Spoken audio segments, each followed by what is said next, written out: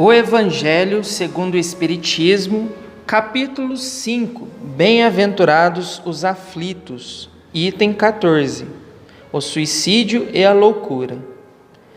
A calma e a resignação adquiridas na maneira de encarar a vida terrena e a fé no futuro dão ao espírito uma serenidade que é o melhor preservativo da loucura e do suicídio. Com efeito, a maior parte dos casos de loucura são provocados pelas vicissitudes que o homem não tem forças de suportar.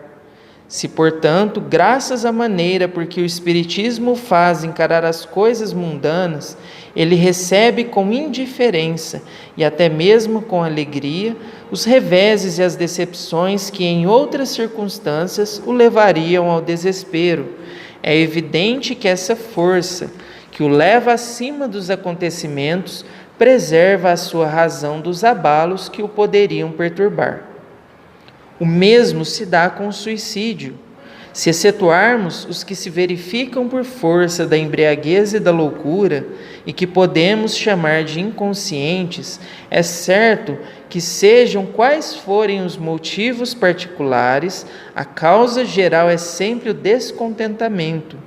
Ora, aquele que está certo de ser infeliz apenas um dia e de se encontrar melhor nos dias seguintes, facilmente adquire paciência.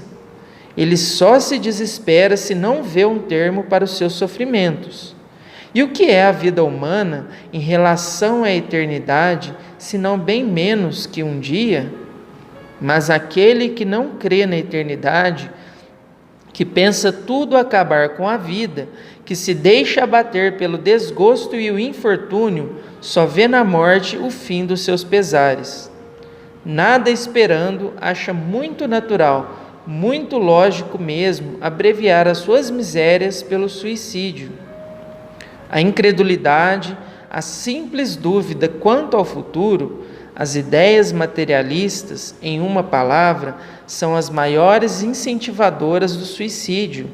Elas produzem a frouxidão moral. Quando vemos, pois, homens de ciência que se apoiam na autoridade do seu saber, esforçarem-se para provar aos seus ouvintes ou aos seus leitores que eles nada têm a esperar depois da morte, não vemos tentando convencê-los de que, se são infelizes, o melhor que podem fazer é matar-se? Que poderiam fazer para afastá-los dessa ideia? Que compensação poderão oferecer-lhes? Que esperanças poderão propor-lhes? Nada além do nada. De onde é forçoso concluir que, se o nada é o único remédio heróico, a única perspectiva possível, mais vale atirar-se a ele do que deixar para mais tarde, aumentando assim o sofrimento. A propagação das ideias materialistas é, portanto, o veneno que inocula em muitos a ideia do suicídio, e os que se fazem seus apóstolos assumem uma terrível responsabilidade. Com o Espiritismo, a dúvida não sendo mais permitida, modifica-se a visão da vida. O crente sabe que a vida se prolonga indefinidamente para além do túmulo, mas em condições inteiramente novas. Daí a paciência e a resignação, que muito naturalmente afastam a ideia do suicídio. Daí, numa palavra, a coragem moral. O Espiritismo tem ainda a esse respeito outro resultado igualmente positivo e talvez mais decisivo.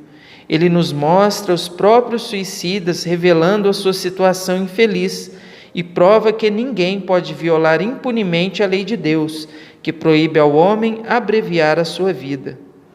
Entre os suicidas, o sofrimento temporário, em lugar do eterno, nem por isso é menos terrível, e sua natureza dá o que pensar a quem quer que seja tentado a deixar este mundo antes da ordem de Deus. O espírita tem, portanto, para opor à ideia do suicídio muitas razões.